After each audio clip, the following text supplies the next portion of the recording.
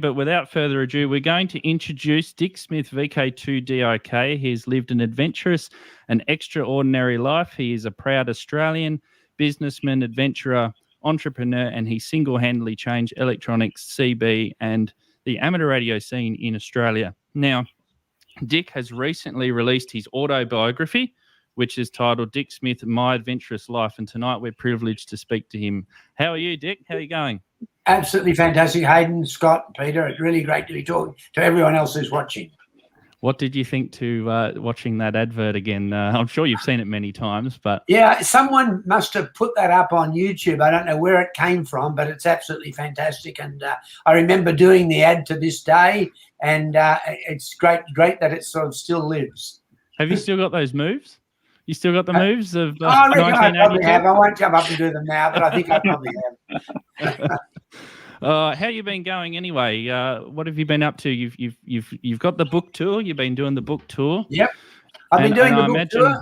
I've been flying. I haven't been doing much amateur radio, but I must get on the air because I have a Cessna Caravan, which is a turbine-powered Cessna, and I've got a Collins HF. I think it's a King 950 or something like that. It's a synthesized aircraft radio, so you can come up on 20 meters. I hope is 14.146. That was the frequency I used to use. Is that still in a band? Yes. Yep. Yes, it definitely is. Well, I must come up on 20 meters on my frequency and say hello, CQ, and see if anyone appears. Well, someone sent me a message earlier on and said, can you ask Dick if he's going to get active? And we sort of said that was actually going to be a question later on, but we may as well cover it now. Maybe we can organise a day where you come up on the air and we can call it the Dickie DX Day or something like that. Yeah, maybe when I'm flying somewhere, because I really need to be in the air. The battery will run flat. So when I'm doing one of my trips out back, we'll organise some time where I can be on the air, get rid of air traffic control for a while, go VFR, and then talk on 20 meters on that frequency. Oh, that'd be great. How have you been? How you been dealing with COVID restrictions? Because you're a man of travel. I imagine being cooped up at home has not been easy. Yeah, absolutely terrible. In fact, but the advantage of COVID is the book, because last year when I was locked up, I just, my wife said to me, look, why don't you finish the book, which I'd started 15 years ago. So I sat down at the computer here and worked on the book, and that finally got it finished. Then this year, my wife and myself, driving around Australia in a four-wheel drive, but doing all the back roads, the Gibb River Road and places like that. And we got in June to Darwin, and our vehicle's still locked up in a shed in Darwin. We haven't been able to get back. So I'm really wanting to get away again and see this fantastic country. Whereabouts? So where have you been, and where are you planning on going around Australia?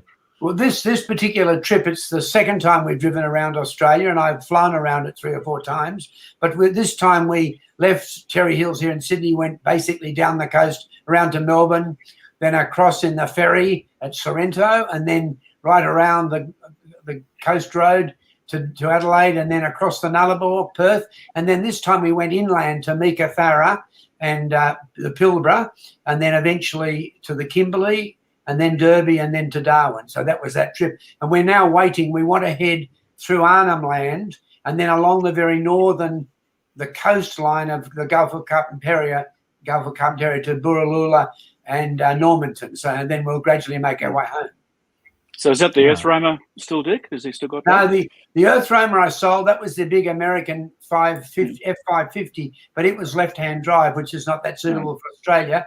So I've got a thing called a Sun Camper. It's a Toyota Hilux with a camper van on the back. And it's four-wheel drive. It's just a fantastic machine.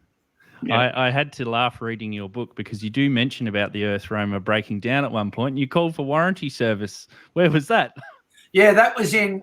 The Earth Roamer was the trip my wife and myself, we drove around the world, which was from Anchorage to New York, and we shipped the vehicle to Portsmouth in England and drove from one end of the UK to the other. And then we went across in the ferry to Norway, then to Sweden, then to Finland, then right across Russia, Kazakhstan, and then we got into Mongolia, and halfway across the Gobi Desert, the Earth Roamer broke down. And luckily we managed to get a coal truck that towed us up over a mountain range and into this little town. And we got home, Pip and I got back to Australia. We then rang up Ford in America where we'd bought the vehicle and said, is that roadside assist? And they said, yes. We said, oh, well, we need to get a bit of assistance. And they said, what's the street corner? And I said, well, there's not really a street corner. It's in the Gobi Desert in Mongolia. And you won't believe it, Ford actually managed, it took them about 5 months during the whole of winter to get their dealer in Ulaanbaatar to get out there and fix our vehicle under warranty. So that was pretty good. That's There's dedication. So we're talking about your book, My Adventurous Life. Now, I just finished reading it yesterday, and I know a few others have already bought it already. It's a great read. I think everyone who's watching should buy this book because from the very start, Dick, it's amazing the amount of detail. And you start off with your early life, and you mentioned amateur radio quite a bit earlier on in the book, and you mentioned about your Uncle Harold. It must be something to do with uncles because I started an amateur radio with my uncle. He introduced it to me. So what happened there with your Uncle Harold and his radio room? Yeah, let me tell you about my Uncle Harold. I never met my Uncle Harold because he was killed in Tobruk in the Second World War. He was a radio operator there, a signaller. They call them signallers. And he went to Tobruk and unfortunately was killed. And he was a radio enthusiast, or they'd call him a wireless enthusiast in those days. And he had set up his bedroom with this most incredible amount of equipment all on the panels and meters and transformers and everything.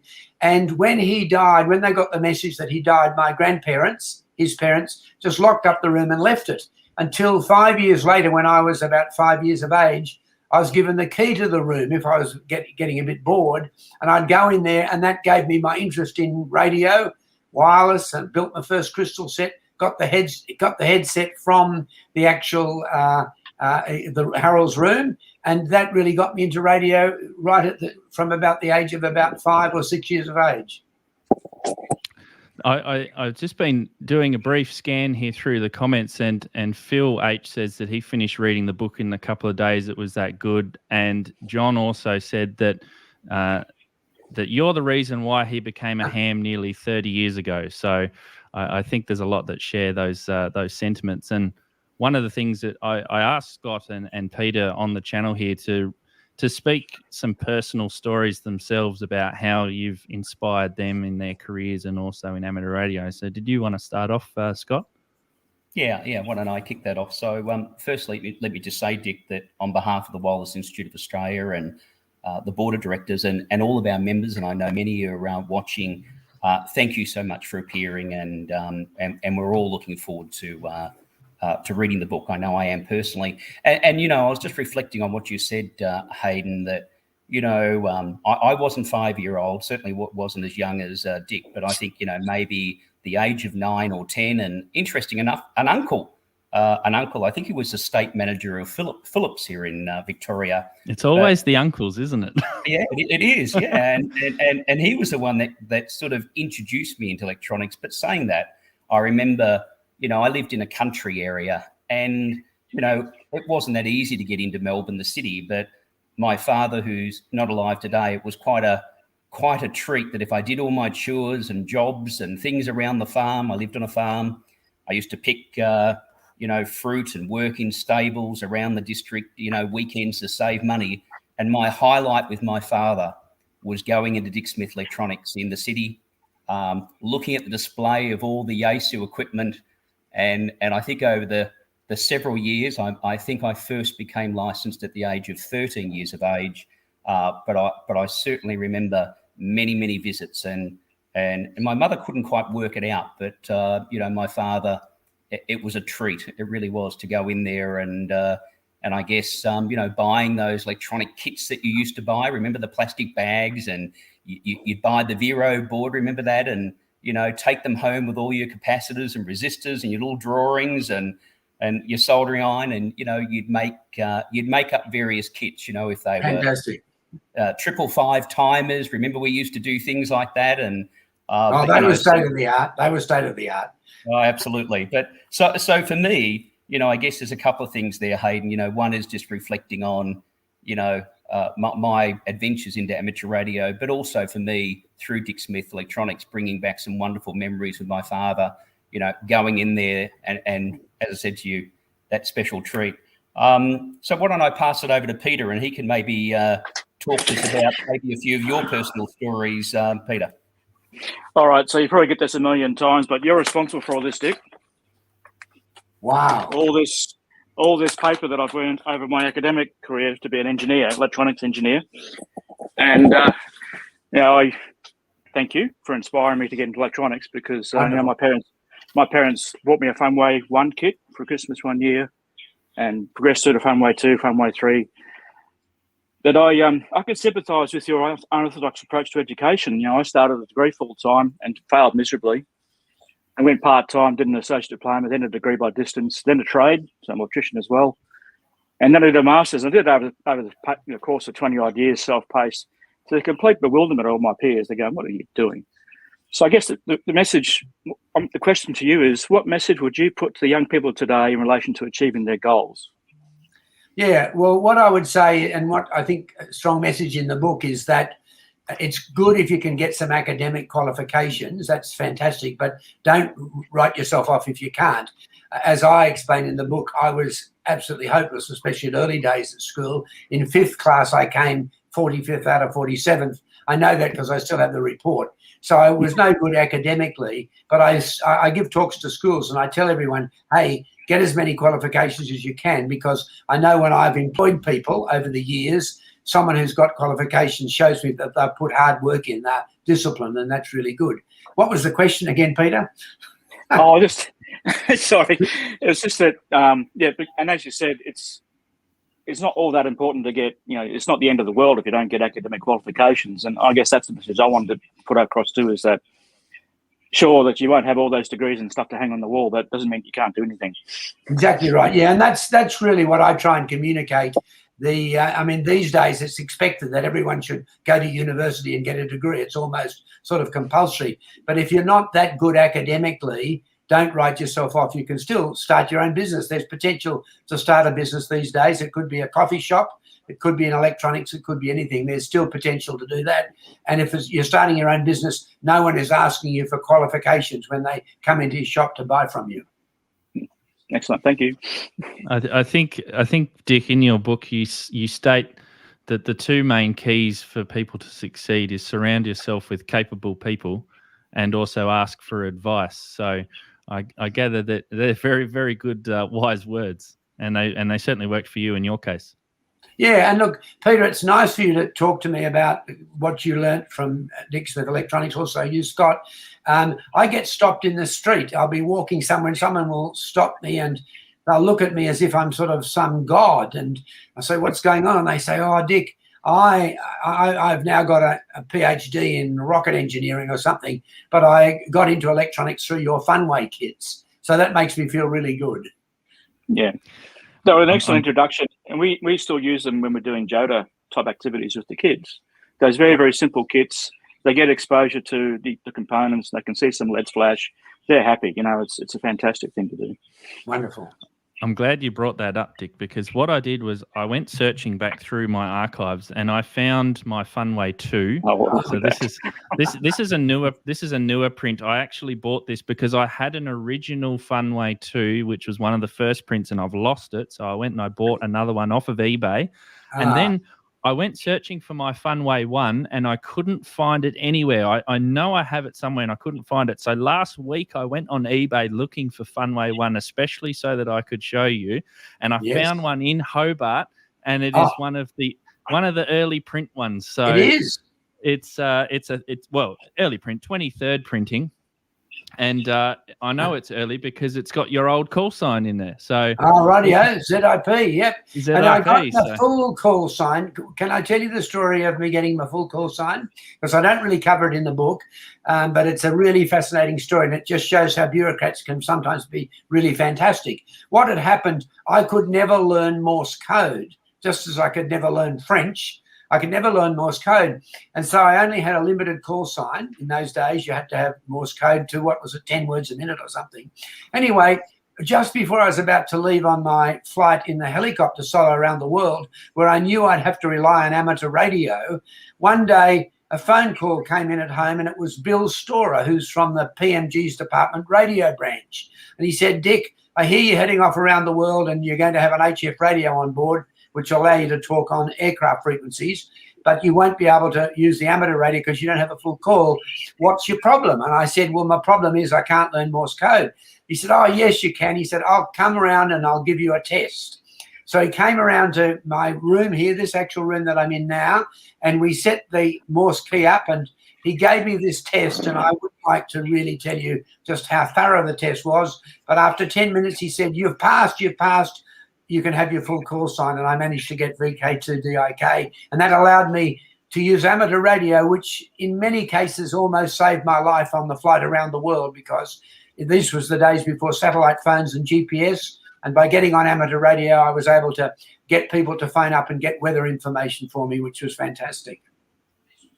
Yeah, let's talk a little bit about your helicopter ride around the world, because we do have some footage which you asked me to show, and we'll show that shortly. But there was it's quite a feat to be able to do that, isn't it, Dick? And one of the interesting stories that I found in your book was on one of the most difficult legs was having to rendezvous with a ship in the middle of the Atlantic Ocean to be able to complete that leg. Tell us about that. Yes, yeah. Look, in those days, it was the Pacific Ocean that was the problem. The Atlantic, yeah. I went way north. I went via Iceland and Greenland, and that got me across the Atlantic. I started the helicopter flight in the Bell factory at Fort Worth, wheeled it out of the factory and said, I'll be back, when I can get around the world. Anyway, the problem in 1984, the reason no one had flown around the world in a helicopter when I left, is that you couldn't land in the Soviet Union. The Iron Curtain and the Cold War existed. So I came up with the idea of landing on a ship. The first problem was getting a ship that could cooperate, and I sent letters out to 200 shipping companies. Eventually one came back, the Hogue company from Norway, and said, yes, we've got a ship that's going from Yokohama to Seattle in June. You can put some drums of fuel on the side of the deck. We won't be stopping for you, but if you want to appear out of the sky, land on the ship, pump your fuel in, and then fly on, you can do that. And so that's what I did. It's about, the helicopter range is normally about 200 nautical miles. I had about 600 nautical miles with extra tanks, and the distance was about 1,200 nautical miles from Japan to the end of the Aleutian chain in Alaska. And as it was on the 25th of June, 1983, I departed Kashiro on the very northern tip of Japan, turned off from the tower frequency and went on to amateur radio. And then from then, for the next 14 hours, I was on amateur radio on 20 meters, 14.146, and I got weather information. I had Jerry Nolan, my ground support man, in the Yaesu dealer's office in Kashiro. Then we had Pip listening back here at our home at Terry Hills. Plus I had Harry Caldecott, VK2DA, I think he was, monitoring all this on 20 meters. And one thing which I remember about the flight, I landed on the ship, managed to refuel with the drums, and then took off and flew and eventually landed in Shemya at the end of the Aleutian chain. And Pip tells me this wonderful story that when I finally landed and said, look, I'm going off the air, I'm alive, I can't believe I got away with this, she said then the whole frequency just lit up with calls from all around the world, and amateurs from right around the world had been monitoring this all day long. No one came to say anything because they thought, who's this idiot trying to fly? It was further than the distance from Australia to New Zealand in a tiny helicopter. And at one stage, I should mention, when I was 2/3 of the way to the ship ran into fog and said I wouldn't be able to land. And so I called up a high-flying airliner and said, can you get in touch with the Australian authorities? I'm an Australian helicopter. I can't get to the ship, so I'm heading to Russia. Can they advise the Russian authorities I'm heading in their direction into their airspace? Luckily, the ship ran into clearer air, and I managed to land on it, as I said. So that's the shipboard landing story. And you had a beacon that you had to home in on. Was that called the Dick Mitt? It was. The beacon is a great story because this is the days before GPS. And how was I going to find the ship? That was the problem. So I got an amateur radio friend called Gil McPherson. I don't know if anyone knows that name, Gil McPherson. And he built for me with Gary Kratt. They got together and they built a beacon. I think it was on about 900 kilohertz, and it just transmitted a continuous wave. It was 12-volt operated. and I put a friend of mine, Don Richards, on the ship in Yokohama in Japan, and then 3 days out when they were halfway across the Pacific Ocean, Don got the beacon out onto the deck, borrowed a 12-volt battery, put the antenna up over the crane on the ship, and then as I got closer, I remember I said to Don, turn on the beacon, and in the aircraft I had an automatic direction finder, and I tuned up the frequency and the needle started to move towards the direction I was going. And in the end, the way of finding the ship was with that beacon called a dick mitt. I've still got the beacon, and I've shown people it with great pride. And I also heard that on your trip around the world and you mentioned that Pip was listening to your wife on 20 meters. I had heard though that occasionally she'd like to just give a little whistle out every now and then. Yeah, that's right. I told her, of course, that she wasn't allowed to talk because she wasn't a licensed amateur. She had no one with her. But we had this system where she'd give me a whistle if she heard me. And in fact, it was our daughter Jenny's 8th or 9th birthday. So she reminded me of this. So I was able to sing happy birthday to our little Jen over the amateur radio waves. And it was amazing because when I look back on that flight around the world, amateur radio was an absolute safety feature for me. If I hadn't had my full license and if I hadn't had, it was a Collins HF220 synthesized SSB transceiver. It's an aircraft transceiver, but luckily you could dial up any frequency on it. Hmm. Yeah, that's really cool. Yeah, I've got a question, Hayden. Just a sure, quick one. go, Peter. Dick, do you remember what sort of antenna you had on the helicopter to get that great sort of coverage? Yeah, it's all it was. There's not much room on an antenna on a little Jet Ranger for an HF antenna, but you'll see it. You can see it on photographs if you look in the books that are on my Dick Smith Adventure website. It was a long wire antenna. I'd say it was about not even 3 meters long. It came out near the luggage compartment and was attached to the tail fin. So it was, I'd say 8 or 9 feet long. And the Collins HF220 had an automatic tuning unit, which is full of LEDX switches and rotating things. So when you change frequency, you'd hear this thing going bang, as it would actually tune up for you. And that allowed me. But as I said, I mainly used 20 meters, and that was ideal on it. And I think, Hayden, you might be able to show a bit of video later on, the incredible signal going halfway around the world as I flew into Fort Worth on the last flight. I couldn't believe it was a 5x9 signal as far as I'm concerned on 20 meters. I remember that from the TV show. I watched the TV show as a young tacker avidly every Sunday evening when you had it on TV. That was awesome. I'll bring up that footage now, Dick, and we'll play that because, as you mentioned, it is a colossal signal. So we'll play a bit of that. This is from your Dick Smith Adventures website. So anyone can go and watch the full documentary, but we'll play this little clip now. Conditions are perfect here, and the Australian adventurer makes good time towards the long-awaited Texas border.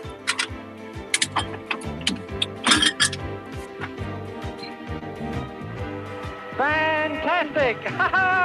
I'm in Texas! Wonderful! Got to watch out for school buses unloading. It says here the maximum legal speed limit. Oh, it doesn't mention helicopters. Throughout this journey, Dick has been accompanied by the voices of literally dozens of amateur radio operators. VK2 Delta India Kilo, heading towards Fort Worth to VK2 DA in Australia. Go ahead, Harry. Roger, Dick. VK2 DIK, helicopter mama around the world flight. My goodness, how wonderful to be talking to you on the last flight there, Dick.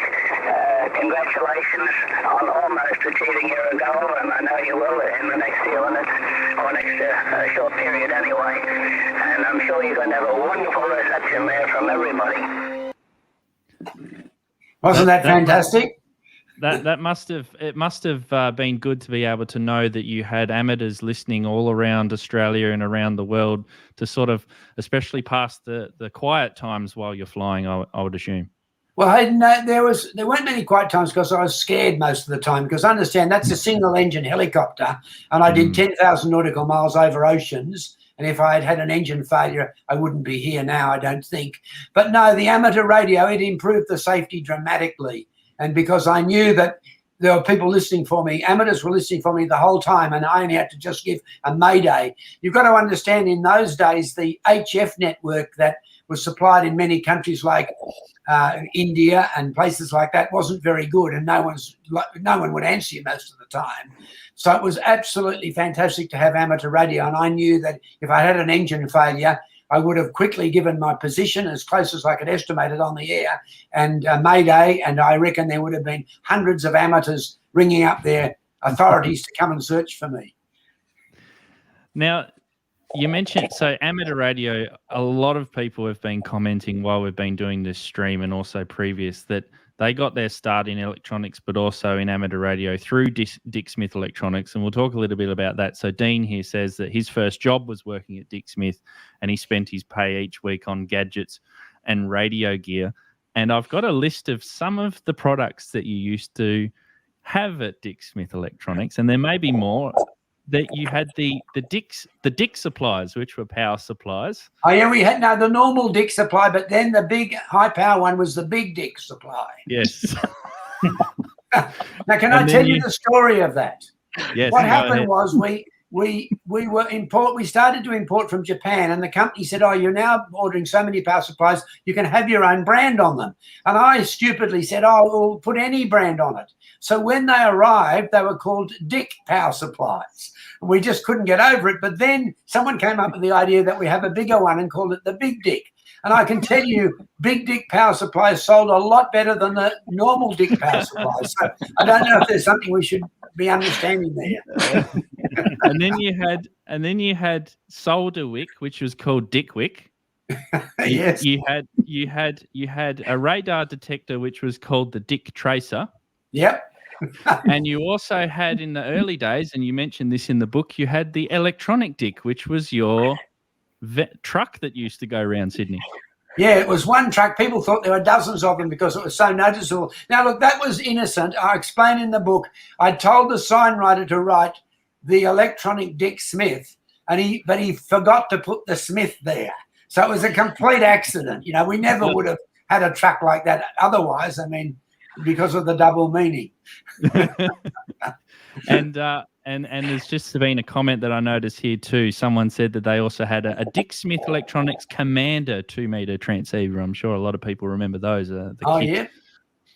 And I think you've got one. You picked up one not that long ago. I remember watching a video. You picked up one off from a VK2 amateur radio club. So they were a great bit of kit. Yep. But yeah, you talk extensively in the book about your start at Dick Smith Electronics, and you just started off as a car radio installer, basically. Now that's not what I started off. That's what I am. Yes. I'm simply a car radio installer. People ask me, what am I? I said, well, I'm a qualified car radio installer because I self-taught. Those who read the book will notice that I wasn't, when we sold our first car radio, I'd actually never installed a car radio because my training had been in two-way radio. And I'd worked for Western Electronics and then Finlay Communications and doing two-way radios. But when I started the business, I was servicing the Manly Cab two-way radios, and I became an agent for STC for their solid-state radios, some of the first. And that was the time when I thought I should sell car radios as well. So a person came in and ordered a car radio from us, but we didn't know how to install it. And the book tells the story how we found out the instructions were wrong. It was only when we rang Ferris car radio next day, they said, sorry, the instructions were wrong. You've got to do it differently. But the bloke whose car radio we'd half installed never, ever came back. So somewhere around there's a car with the speaker dangling with insulation tape under the dashboard. Yes, and then you moved from there. You moved into electronic components. That's right, and that was because I went into town. In those days, you bought your electronic components from a wholesaler called George Brown or Martin Delaunay, and it used to take half an hour to buy a half-watt resistor because they'd go out the back and they'd go through the warehouse, then they'd come forward and they'd write out a sales tax docket and put 27.5% sales tax on it. And I remember thinking, gee, I could do this better. And so that's when I started to sell electronic components, and that became, when I then moved to sell to enthusiasts, that became the business that I ended up doing so well with. And I'll share, I'll share my personal story. Scott and Peter will remember the early days of Dick Smith Electronics, but I remember just before they started to get out of the electronic components side of things. And as a 12-year-old, I remember going into Dick Smith Electronics and seeing the big wall with all of the amateur radios and all of the components. And I started with Funway 1 at age 12, and it was good. It came in handy because when I got to high school, they were doing Funway 1 in a course in high school, and that I was already on Funway 2. I was already soldering, and they were fiddling with the breadboards. But I do remember going to Dick Smith in the later days, just before they started to get out of electronics and move to consumer electronics, and it was really good. And the books were written so simply that you could understand it even at a very young age to be able to make something work. So, and there's nothing real. There are alternatives, but there's nothing really like it. I think it's a shame that they're not around anymore. Yeah, my father wasn't particularly pleased when I pinched a bottle of beer out of his fridge to power my radio, but he got over it. The beer-powered radio, that was a good one. Actually, Dick, how do you reckon that would go today? Do you reckon it would pass in schools having a beer-powered radio? Probably not, because I think I cover well in my book how things have changed, that especially when it comes to risk-taking. That in my book I mention how I went and tried to climb Ball's Pyramid with the financed by my ham radio doctor friend, Dr. Tony Balthazar, who ended up loaning me the money to start the business. But we went out there to Ball's Pyramid, and it's interesting, even on that trip we used amateur radio from the boat. I didn't mention that in the book, but we did. So from the age of about 15 or 16, I was completely involved in amateur radio. I just loved it.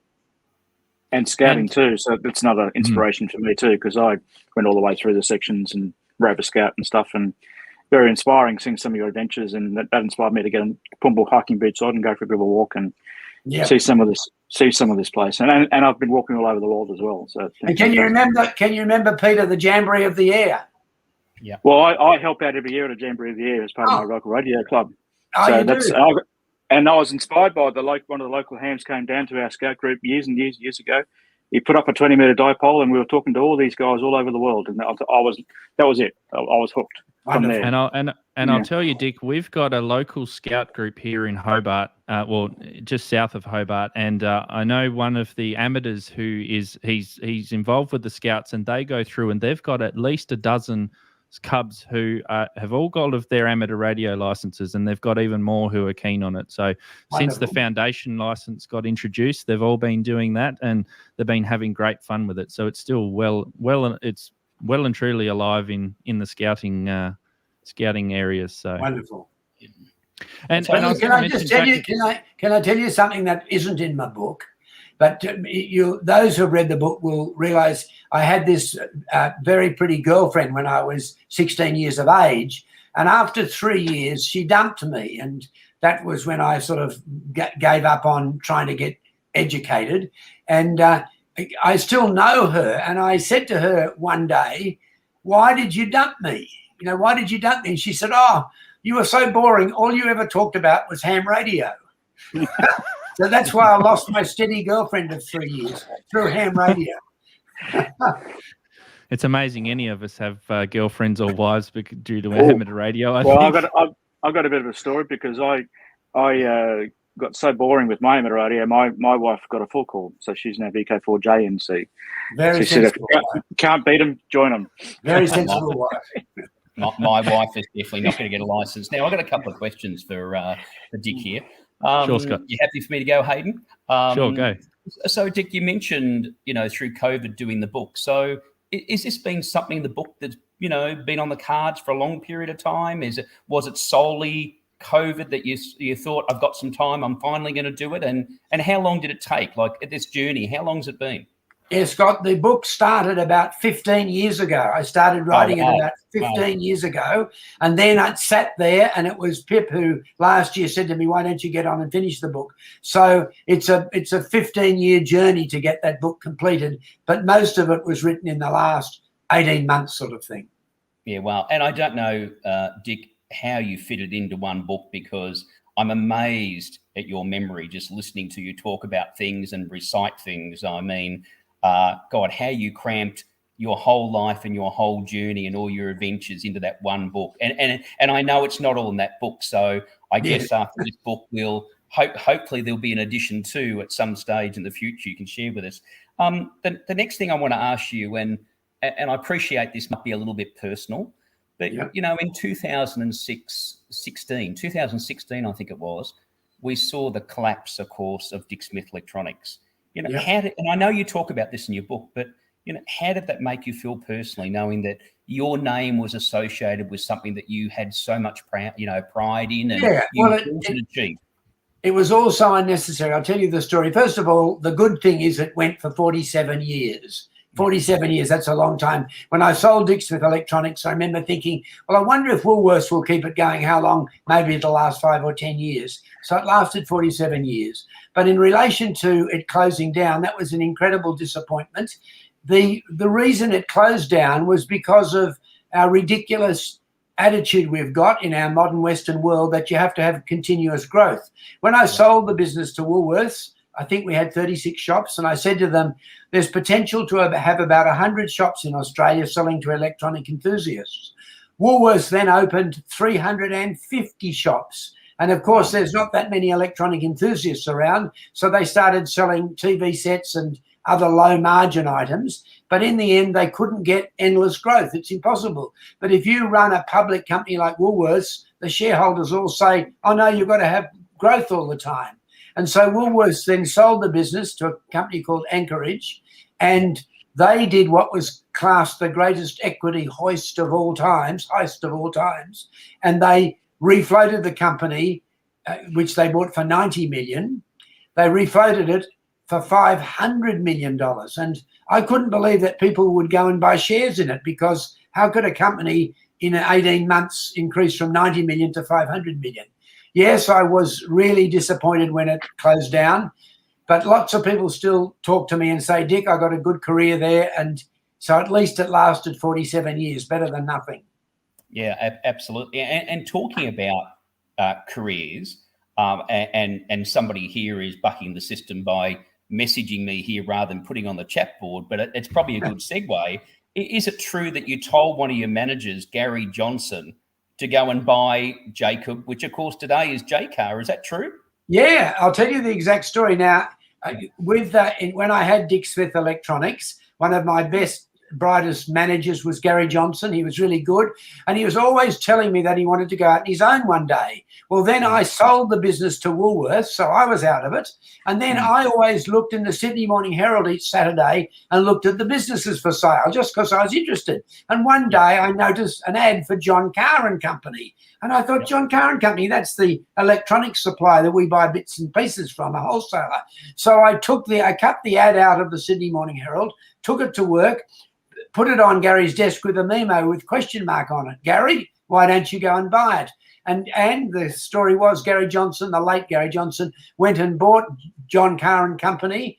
They had the trading name of J-Car, and he sensibly, when Woolworths moved out of the electronics enthusiast market, Gary stayed with it and did incredibly well just following that Dick Smith formula. Yeah, wow. And of course today, you know, and you're right, the formula, that's really J-Car, which I guess today is the go-to place for people for components and various items. They've really filled that void that was left by Dick Smith Electronics changing its business model. Absolutely. That was ideal for Gary, that Dick Smith, that Woolworths did that with Dick Smith's. And you look at a J-Car catalogue today, it's the extension of a Dick Smith catalogue, but just a lot better. Yeah, absolutely. All right. What about you, Pete? I think you've got some questions for Dick. Oh, just going back to that catalogue, that brings back memories, because that was on my desk, on my bench all the time. And the back section of that catalogue was threadbare, going through all the data sheets and stuff. It was pre-internet, of course. So that catalogue was an absolute fantastic thing to have for a hobbyist. And I certainly remember when I was younger and I didn't have a license, and in Brisbane, the only store that they had was at Buranda, which is a bit out of the way for me, being in the western suburbs. And when they opened up a store in the city, oh boy, you could have. I was so over the moon with that, and I could get a bus directly to the city and go into that shop. And there was a policy there to employ engineering students as well, part-time. and they knew all the theories and all the stuff like that, and they inspired me to go and study and get this degree stuff. But they were fantastic help. They knew their stuff. And that's something I really appreciated about those shops, is that there was always a licensed amateur in the shop to sell the gear, the Yaesu gear. There was always someone there who knew what resistor code, the color code was and stuff like that. So that was, for me, as a 12, 13-year-old, I was like, wow, this is fantastic. This is like my dream toy stop. Oh, wonderful. Thank you. Now, one thing I did want to touch on, Dick, and you do mention this in your book, the Great Iceberg Hoax. Tell us a little bit about that. Right. Well, the iceberg hoax is a beauty, and that came about because I started the Qantas Antarctic flights, and we'd see these great big icebergs, and someone had mentioned, I think some scientific person mentioned, that you could possibly tow an iceberg, I think it was to the Middle East, and then use the ice for water. And I told the people on the Antarctic flights that I was going to tow an iceberg up to Sydney Harbour, but my plan was to cut up the ice into little ice cubes I was going to call Dixicles. And I told the media, all the journalists, I said, these ice cubes called Dixicles, because they're millions of years old, they'll go in your drink. They're only going to be 10 cents each. And I said, they'll make the drink just taste unbelievably fantastic. Now, the media is believing me. I'm pulling their leg. They aren't believing me. And what happened was, we had actually done some work to try and find out whether we could get a tug and how much the iceberg would melt as we towed it up to Australia from Antarctica. And then one of my staff said to me, Jerry Nolan, said, Dick, do you know what? He said, in about a week's time, April Fool's Day is coming up. Why not tow a fake iceberg into Sydney Harbour? And I said, Jerry, you're a genius. And so what we did, I hired a huge Stannard Brothers barge. It was about 80 feet by about 30 feet. We got plastic sheeting, shaving foam, and firefighting foam and shaving cream. And I got my friends, Hans Sulstrup, to tow the iceberg, or it was just a barge, out through the heads on the day before April Fool's Day.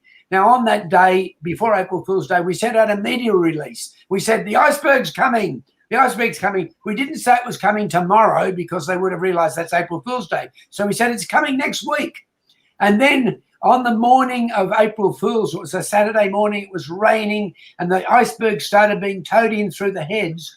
And we had about 300 Dick Smith staff at the time, and I'd given them a list of all the radio station telephone numbers, the TV stations, and the newspapers. And I said, get up early in the morning and dial these numbers and say, what's that coming in through the heads? It looks like an iceberg.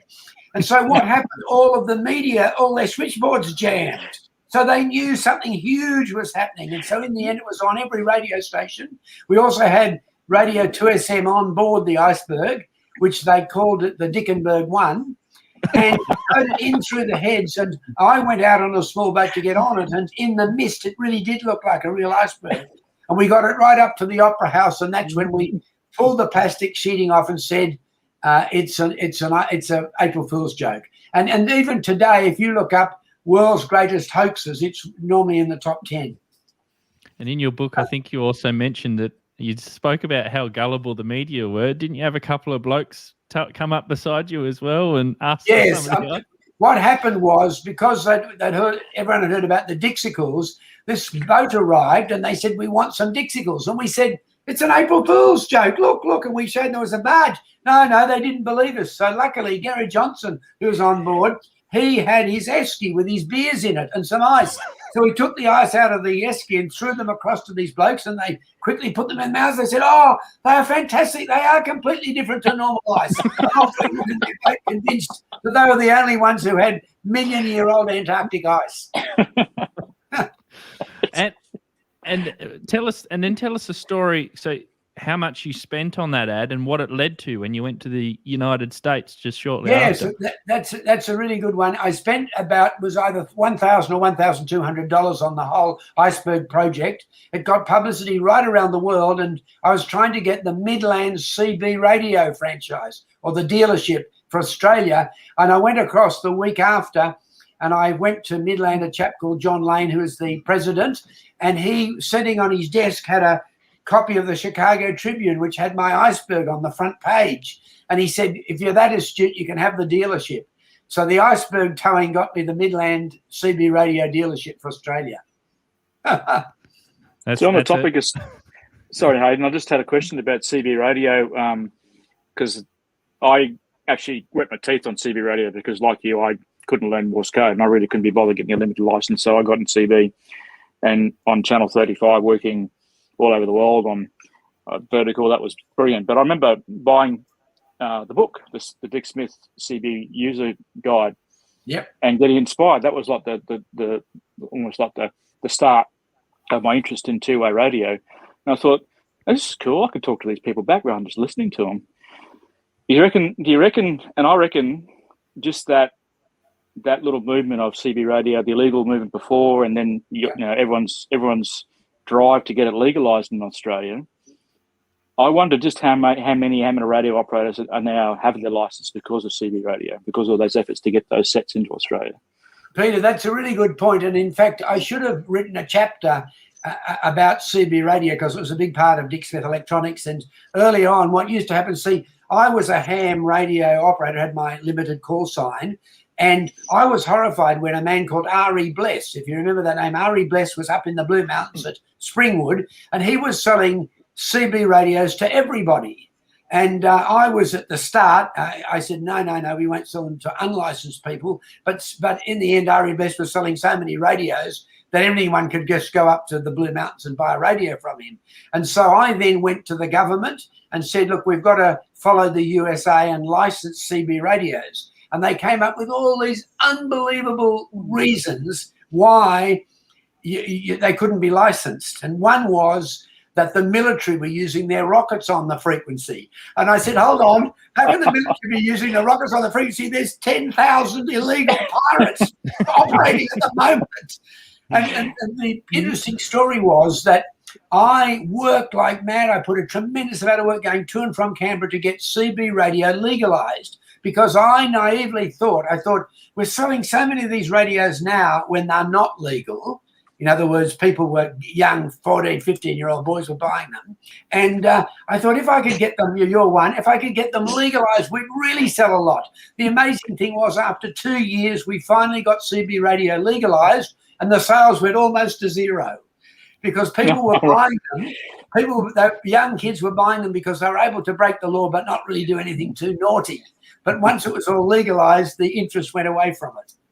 That's fascinating. I didn't know that. That's cool. Yep. Now, Dick, I wanted to just ask you. So we mentioned it before. In your book, you say that surround yourself with capable people and ask for advice. So we're currently surrounded by a very capable person in yourself, and I'd like to ask you for your advice. What is your advice for us hams? How can we, and existing amateur radio operators, how can we promote the hobby in a day and age today where technology is just exploding? Yes, so that's a really hard one for me. And I mean, the technology we're using tonight is absolutely incredible. I just can't believe it. It's interesting. I think we'll get a rebound. Every now, all my grandkids just have the iPad and they play games and everything on the iPad, but they don't actually know about what the technology is inside it. I think that will change, and I think you'll find there will be a rebound and people will start experimenting again. I certainly hope that will happen. I mean, as you know, you hold your iPhone and it's got just so much in it, it's almost impossible. I mean, I don't know if you're like me. I look at it and I think, how can they fit all those valves in there? They must be tiny, those valves. Yeah. And you did mention hoping that there'll be a resurgence. There are some things in amateur radio that have been rather recent things. We were talking before the stream about digital in amateur radio is taking off, but also things such as what we call Parks on the Air or the VKFF or Worldwide Flora and Fauna program, which is amateur radio operators going out, and you'd love this too, being an adventurer and your love of the bush, going out to national parks, setting up an amateur radio station and making contacts, and they score points for that. So people are absolutely loving that. And I think, Scott and Peter, you could attest to that. There's plenty of people around Australia doing that right at the moment. Yeah. Well, so is there still sort of a DXing movement of people going to strange places? Oh, yeah. Yeah, yes, unfortunately, expeditions, yes. Yeah, COVID unfortunately has put a hold on a bit of that lately, but definitely there's massively funded expeditions to go to the most obscure little rocks in the middle of the ocean to activate them, and people need that little locator to get their DXCCs, and Wonderful. they spend amazing amounts of money and time and effort to get there, and the planning is quite incredible. And let me ask another question: Is I used to absolutely love 2-meter fox hunting in my day. There's still fox hunting going on. Yeah, I'll tell you, that's the most popular activity we have at our Jotas for young people. Wonderful. They love it. We just put this thing in the bush somewhere, and they go and run around amok for about half an hour trying to find this thing. It's the greatest activity you can imagine. Well, I loved it. I just love fox hunting. I never was the first to find the fox, but quite often second or third. And driving around Sydney at maniacal speeds before radar guns at night was just absolutely fantastic. So my radio club every month runs a fox hunt. So they will have at least 3 or 4 runs. So every fourth Monday night, they'll hide at somewhere in the Redcliffe Peninsula, and they'll have 4 or 5 of these cars with antennas on the roof doing this. And you can imagine what people think when they're racing on the road with these little antennas out the side of the car, and then all of a sudden jumping out of the car with a torch and running into the bush to find this hidden transmitter. Wonderful. It's good to see it's still happening. Wonderful. Yeah, no, definitely still happening. And in actual fact, tonight is usually the meeting of the Amateur Radio Experimenters group based in South Australia, and their meeting actually is tonight. And they asked me, I usually record and I upload it to the YouTube channel. And their discussion tonight actually is all about fox hunting and how to get involved in it. So that'll be a very interesting discussion. So yeah, it's well and truly alive. I was going to say the other thing there too is, parks, activation. We've now even got recently silos of the air, where all the silos and all the paintings, on the silos, where you go around and activate, and try and work all the different silos. So I think some of that, just thinking of that, has probably been because we've been at the lower end of the solar cycle. So obviously everybody's been looking for alternative ways to keep engaged in amateur radio. If that's, like I said, parks, if that's summits of the air, if that's and even the Wireless Institute of Australia, you probably know, we run a range of different awards programs, leaderboards, working DX on different modes, being voice, being CW, being digital modes, just trying to obviously keep people inspired in the hobby, when we are really at the bottom of the cycle. But that's changing now, of course, because we're on the upward swing of cycle 25. In fact, I think, isn't that, Hayden, one of the questions you were going to ask, Dick, wasn't it? I was going to ask, Dick. Well, I was going to say about cycle 25. Now that we're starting to get to the top, and you might be able to work some more 5.9 signals from your helicopter on 20 meters. So we're very keen. We should definitely make that a thing, Dick. Dixie, Dickie DX, I think we'll call it. There's just a couple of comments, and I said that because obviously we've had 200 people who've been watching this evening. So thank you everyone for watching. And while they are, go out and get a copy of Dick's book, My Adventurous Life. It's a great read if you haven't already done so. But there's a couple of comments here. Phil H says, Dick is the godfather of many an electronics enthusiasts and some other great entrepreneurs. Paul Dudley says, thank you, Dick Smith. You inspired yet another career in radio here when I was given a Funway set for Christmas in 85. He followed your expeditions and ended up at Davis Station as VK0JLX. And the Central Coast Amateur Radio Club say, Dick Smith visiting Wyong Field Day in his bird. This should totally happen again. So I think. Well, if I'll tell you what, if the field day wants to invite me, I'll come. As long as there's room to land the helicopter, I'll come again. I used to, just so everyone understands, it used to be called the Gosford Field Day, if I remember rightly. And Pip and I, when our little girls were young, we would get all the parts that we hadn't been able to sell at Dick Smith's, or they would ordered too many of. We'd take them up to the Gosford Field Day and sit there and sell them. This was in the very early days of Dick Smith Electronics. And my local club, Reist Hobart, says, where can we get the book from? Rightio. The best place to buy the book is your local bookseller. That's the best place, I reckon, because they're little Aussie businesses. Otherwise, you can get them if you go onto the web. You can get them from Dymocks Books and also from Booktopia. Both Dymocks and Booktopia are selling them at a discount, I noticed. But, of course, you've then got to pay for the packing and postage. But And I think just about every bookshop has them in stock. And one final question: have you ever had a radio contact from Frenchman's Cap, your beloved Frenchman's Cap? Yeah, no, I don't think I ever have had a radio contact from Frenchman's Cap. I've climbed it twice and helped fund the update of the track and the hut there. It's a wonderful place. I love Tasmania. Yes, I'm trying to think. See, back when I was in amateur radio, I didn't have. Oh, yes, I did make up a little 2-metre transceiver that I had in my Morris Minor, and I drove that down to Melbourne and then across to Adelaide. Mount Dandenong, I seem to remember being parked at in Melbourne. And then what's the mountain in the back of Adelaide? Does anyone know where the TV towers are? Mount Lofty. Mount Lofty, you got it. And I went there. So that was in the early days. I would have been about 19 years of age. Well, if you're ever in Hobart, you can definitely drop into our local radio club and say good day, that's for sure. And I'm sure that goes for many other radio clubs around Australia. Wonderful.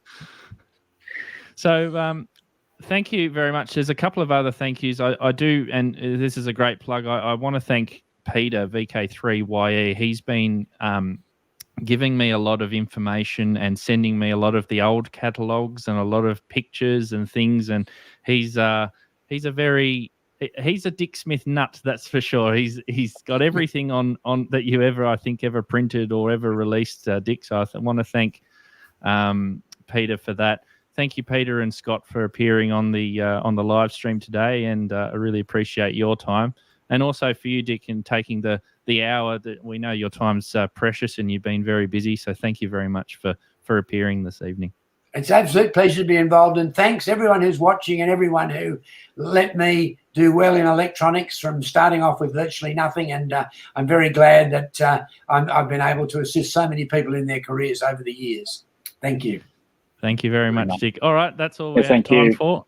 That's all we have time for. And don't forget, grab Dick's book, My Adventurous Life. That's the out in all good bookstores. So 73 for now. We'll talk to you later on. Thanks, Dick. Bye-bye. Thank you. Thank you. Take care. Thank you.